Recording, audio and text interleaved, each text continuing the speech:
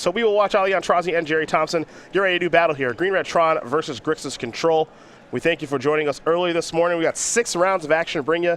Then we do cut to a top 8 elimination rounds, and someone's walking out of here with a whole chunk of change that we will go over after game 1. Gerry is on 5 cards inscribed to the bottom. What do you think now? It's a bumpy start. It's a tough start to the day.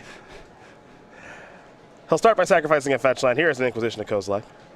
You know, with the stream of cards like Snapcaster Mage and Jace, the card advantage doesn't have to be crippling. Sure.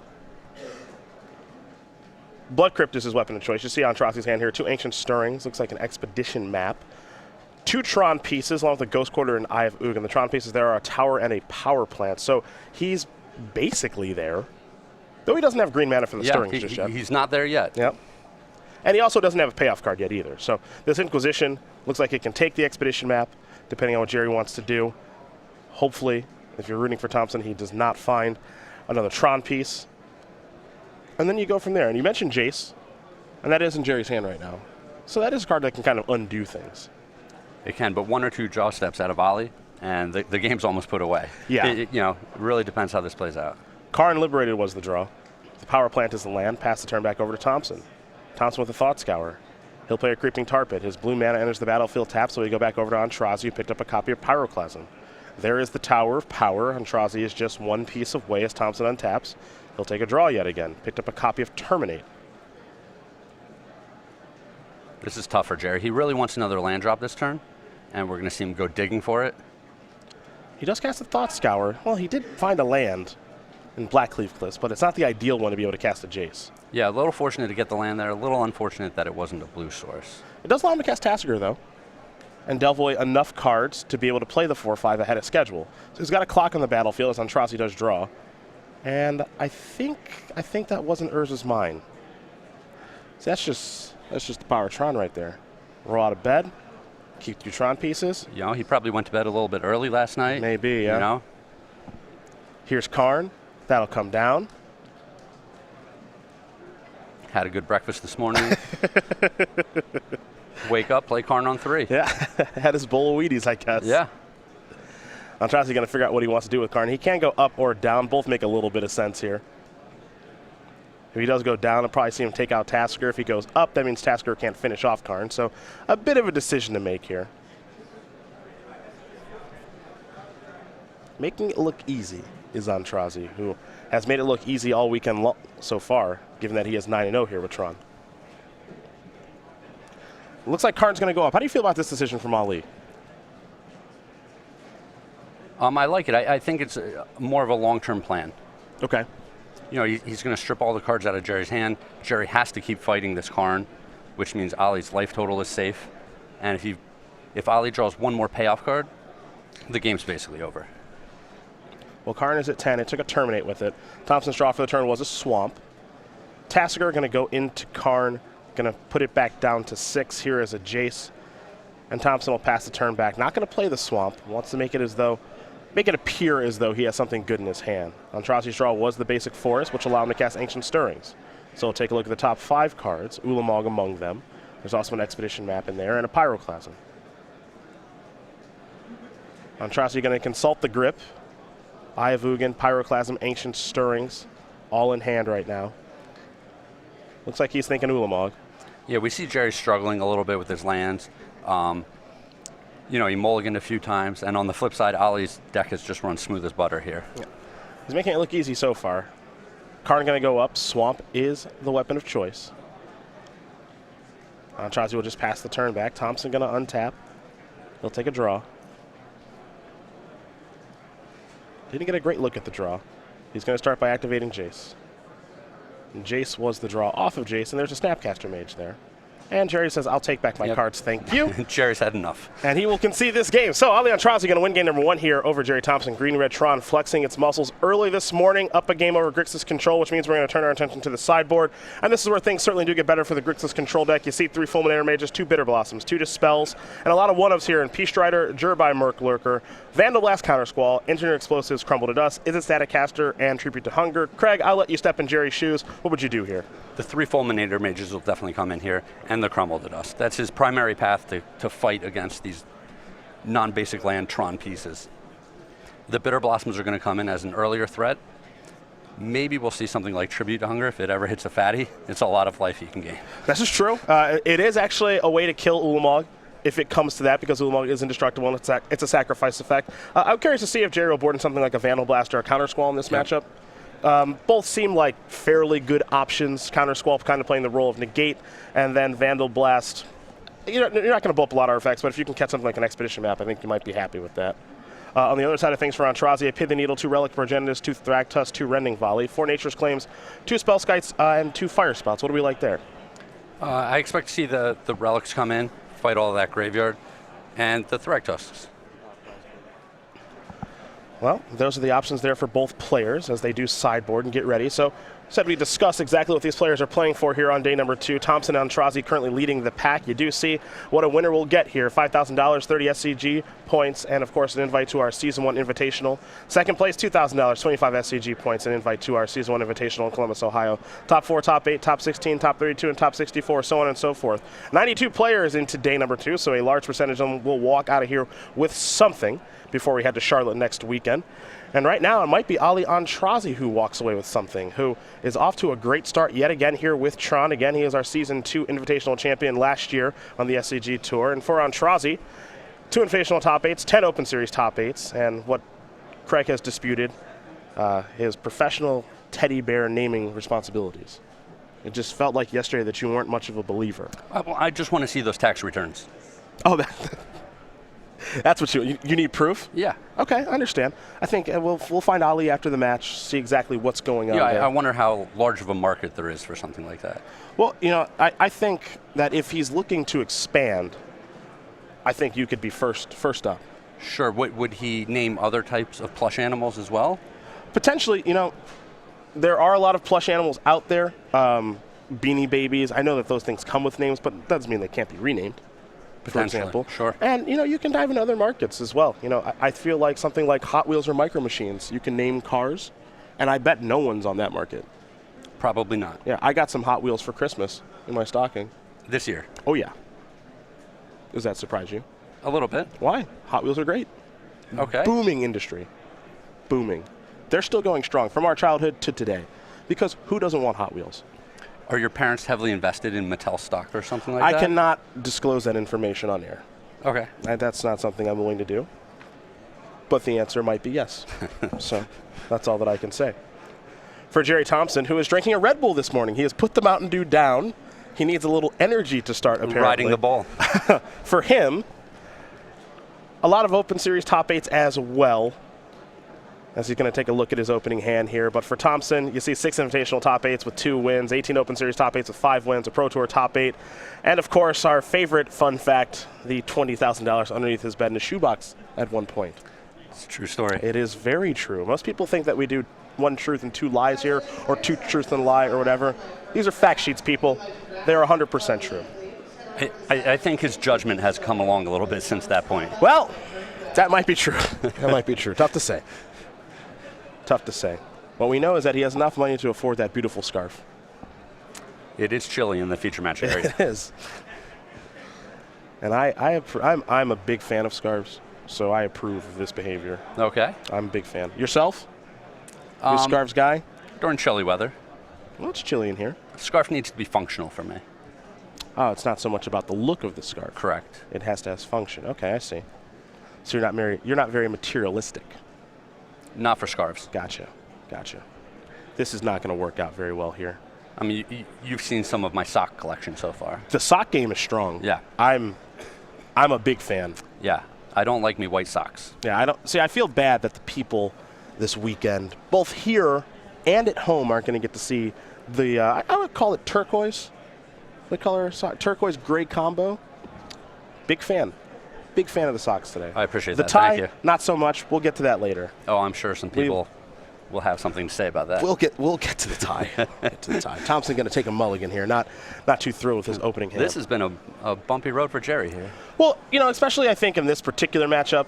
Oh, yeah, he has to search for the right cards. Yeah, I expect to see some aggressive mulligans from him because, as you said, he's looking for specific cards. Just, kind of a random hand I don't think it's going to do. I think he's looking for Full Air Mage, Crumble to Dust, maybe a Jace to steer things in the right direction. Yep. You mentioned the power of the discard spells. Those could play a role as well. Thompson has decided, how about 5 cards? You know, I think Gerry's thinking that the matchup is just a little too unfair for him. So he's going to make it more fair by starting with 5 cards. Ah. And that worked out swimmingly game 1. Sure. So we'll see how that goes again here. Perhaps that's his line of thought. We'll have to talk to him after the match, I guess. It's unfortunate, but really, you know, mulliganing is part of the game. It happens, and realistically, players should be thankful that they have this opportunity. Instead of just having to keep Instead of just having to keep the cards they start with. I agree with that. I also look at mulliganing as I actually got this from Gerry. It's a thing you get to do. Yes, it's not exactly. a thing you have to do. So, in that regard, you know, you can still mulligan to 5 and beat Tron if you find the right pieces. A couple land destruction spells can be good enough. Thompson taking a look at 5 cards. There's a Jace among those cards. He's going to scry. Yep, scrying. So he kept that hand. That card will stay on top. He will start with a Watery Grave. Down to 18 goes Thompson. And he'll simply pass the turn back. It's Nurse's Power Plant into an Expedition map. Here's a Thought Scour from Thompson. He's going to Thought Scour on Aintrazi, take care of a Karn and a tower.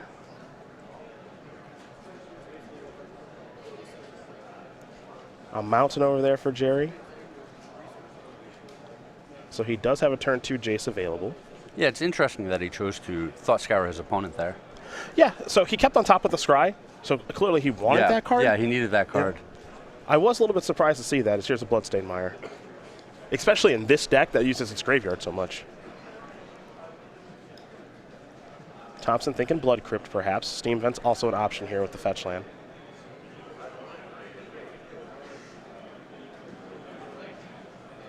There's the Steam Vents. Thompson will fall a little bit lower, down to 15.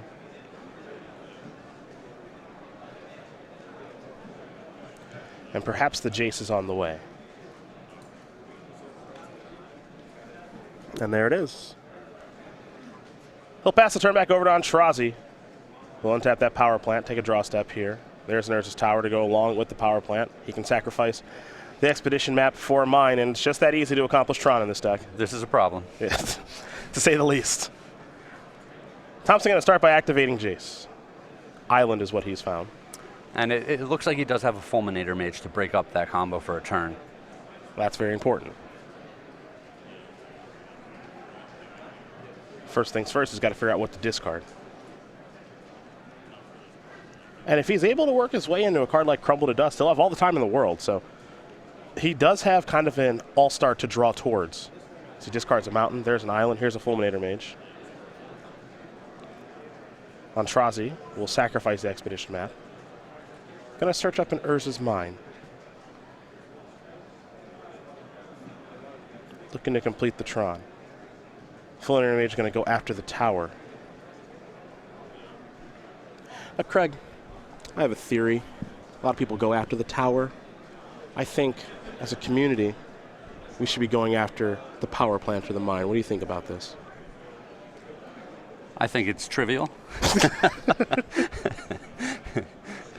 Look, they always have the backup tower in hand. Do they? They being a Tron player. Sure. Well, you've been a Tron player, so you have experience with this. You always have the backup tower, and nothing tilts you more as a player when they replay the tower, right? Like if they replay the mine or the power plant, not a big deal. But if they spike the tower on you, pretty annoying. It just means so much more. Yes. So for tilt factors alone, if they are going to spike the other Tron piece on me, well, let it be one of those ugly mines. That's fine, but not the tower. All right. This is just something I'm working towards for the betterment of the Magic community. We're crafting the community at large. Yes. Sure. I feel like I'm generally doing everyone a favor. Are they going to scrying up a tower, given that Gerry killed that? Here comes Thought Scour. Thompson will target himself. Kolaghan's command, Tasker will go away. Scalding Tarn the draw. Jace can flip here at a moment's notice. Creeping Tar Pit also in hand right now. One thing to note is that Aintrazi is going to be 2 turns away from Tron, so Yes. Gerry, in a way, gets a free turn here, I guess is the best way to put it. He's going to discard Creeping Tar Pit. With that free turn, he has time to use Jace to flash back the Kolaghan's command. The command can return the Fulminator Mage, and the next turn he can replay the Mage, destroy another land, and get a whole nother turn after that. Yep. So it didn't seem as though Thought Scouring into Kolaghan's command was going to play a huge role in things, but it's actually pretty beneficial right now. Well, Gerry chose not to take that path. So he Thought Scoured. Oh, yeah. Kolaghan's command into the graveyard. Yes. Yeah. So that initially I thought that wouldn't matter all that much, but it's actually pretty good now. Definitely. He's sacrificing a fetch land, get a Blood Crypt out, going to take 2, and I think he's going to take the line of play that you just mentioned. Yes. Yeah, here's K command. Fulminator Mage is going to be returned, and I think we'll see him force Aintrazi to discard a card here as well. We'll just see what Ali wants to discard. He's thinking Thragtusk briefly. He's going to go with Oblivion Stone, and now pass the turn back over to Thompson. Excuse me, over to Aintrazi. Aintrazi will draw. Looks like another copy of Sylvan Scrying. There's the mine. And there's the map. Pass the turn back. A Lightning Bolt the draw here for Thompson.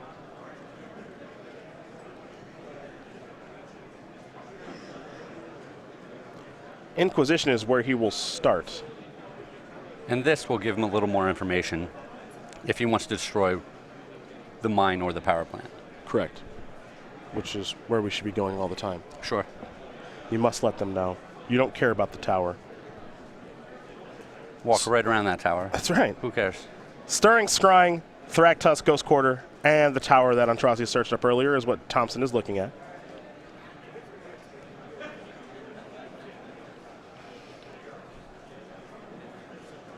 And Jace is going to move up. Stirring's down.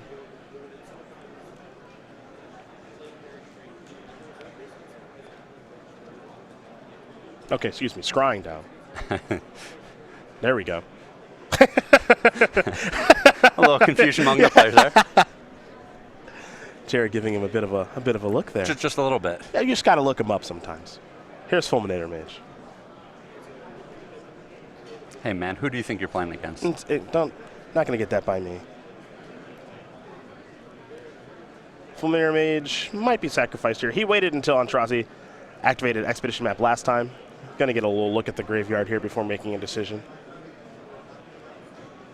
Now, one thing to note that might not have seemed relevant earlier, and so now my Urza's Tower diatribe may be useless. Gerry did Thought Scour Ali on turn 1 and turned over an Urza's Tower. Sure. So now he's actually incentivized to go after the towers. Continue to destroy the towers. Correct. That said, might be time to change gears, go after the mine. Just mix it up. And they're going to have a little back and forth here where Ali doesn't want to search for one of the lands yet.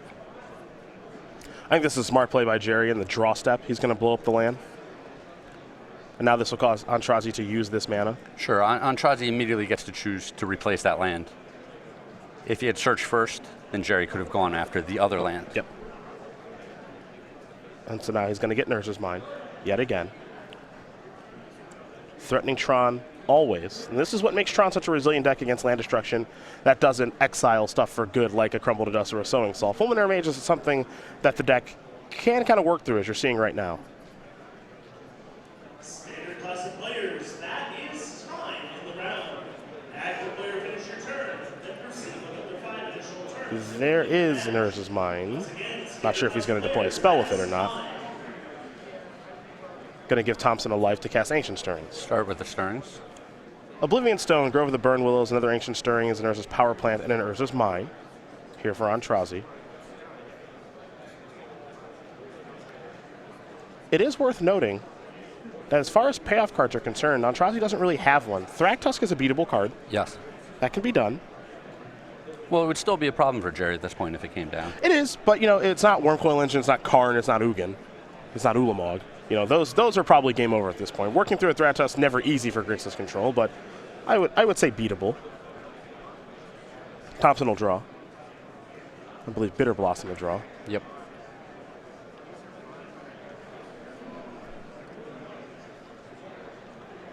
Now he does have a Jace Telepath Unbound on 3 counter, so he can use that to recast something from his graveyard if he'd like. A couple Thought Scours down there.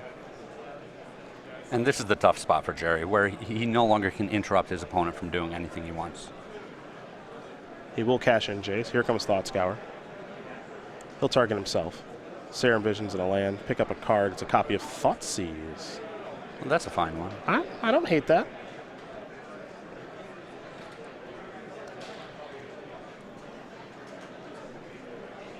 Gonna take away the Thratusk. Hope Aintrazi doesn't peel for a couple of turns. Unfortunately, with no pressure from Gerry, that Expedition map can search up the Eye of Ugin, and then it's just a barrage of threats from there. Yep. There's a Bitter Blossom. Thompson at 12. He'll pass the turn back. Aintrazi will have Tron online this turn. And sometimes you just draw what you need. Sometimes every time. Yeah. As here's a tower, and there's a Karn. See, Magic at its core, very simple game. Wouldn't you agree? Yeah, clearly Ollie swung by church this morning. You know? Just a very, very easy game. Lots of clean living, and it pays off. Looks like Karn is going to go up. Thompson's going to use Lightning Bolt. Going to send it Karn's way. It's down to 7 now. Thompson will untap. Trigger the Bitter Blossom. Fairy Token on the way as he falls down to 11.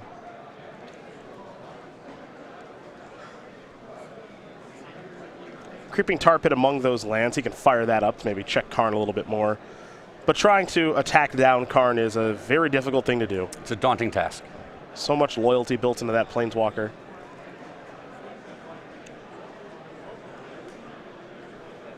And every time Gerry chooses to go the creature land route, he forgoes playing the card that he drew for that turn. Yep.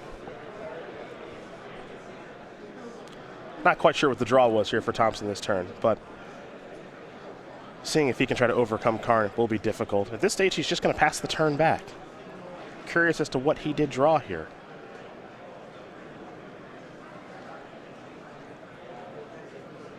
Looks like Karn is going to go up to 11. Yeah, we're going to find out right away here. I smell a Snapcaster Mage.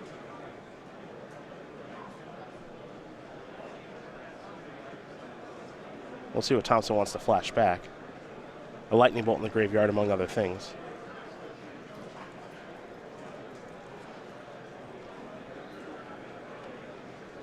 I think he's targeting Thought Scour. I think Aintrazi's draw may have been Ulamog. Yeah, there's a mod. Yeah, see, this is again the thing about Magic is that it's not particularly difficult.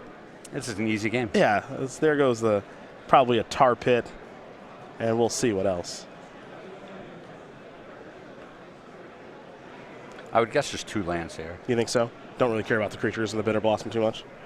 No, I mean, even if he blocks the Ulamog, 2 attacks is going to remove Gerry's deck from the game. This is true. We're going to go with the Tar Pit and the Watery Grave. Thompson going to flash back the Thought Scour.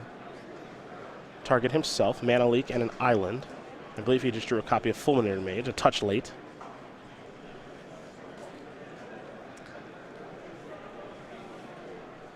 You can see just how difficult this matchup can be for Grixis Control. Yeah, someone needs to tell that Fulminator Mage that the party's over. You know, the Ulamog, the Fun Police, has already showed up. Yep. Shut the party down. Where are all my friends? I was actually a Cold Guns command. This party's still over, and that's going to do it. Yep. Ali Aintrazi going to win this match here over Gerry Thompson, 2-0. Green Red Tron going to take care of Grixis Control. And for Ali Aintrazi, he is on top of the standings. He is 10-0 here in Cincinnati.